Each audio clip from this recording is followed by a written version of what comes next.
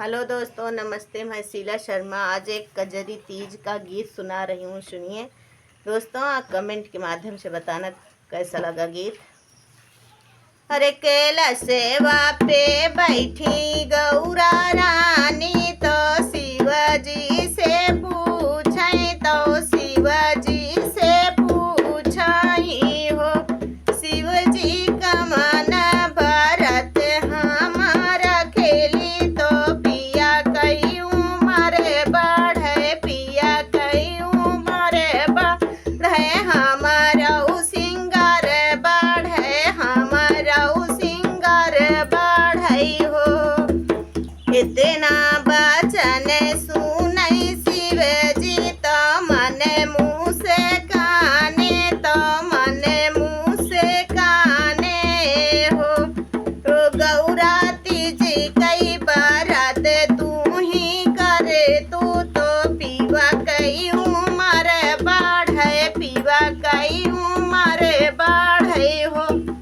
गौरा तीज कई बारात तू ही करे, तू तो पिया कई उम्र बढ़े, पिया कई उम्र बढ़े हो। गौरा साथवा में तोहरा सिंगार बढ़े, तोहरा सिंगार बढ़े हो। तीजे कई बारात बड़ा पावन तो लागे मान भावन, तो लागे मान भावन हो।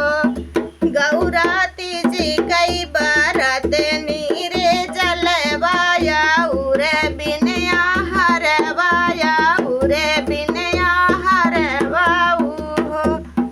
गौरा की हूँ तू ही सोलहऊ सिंगरवा तो शिव का पूजन जाऊ, शिव का पूजन जाऊ हो। गौरा की हूँ तू ही सोलहऊ सिंगरवा तो शिव का पूजन जायू, शिव का पूजन जायू हो। गौरा सातौ जनमा पीवा मिली है तो पिया कई उम्र बढ़े, पिया कई उम्र बढ़े हो।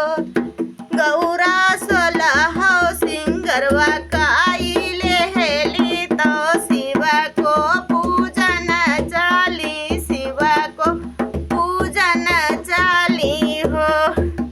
गौरा जी कैली हमारा सिंगरवा तो सेंधुरा तो दिन दिन बढ़े, सेंधुरा तो दिन दिन बढ़े हो।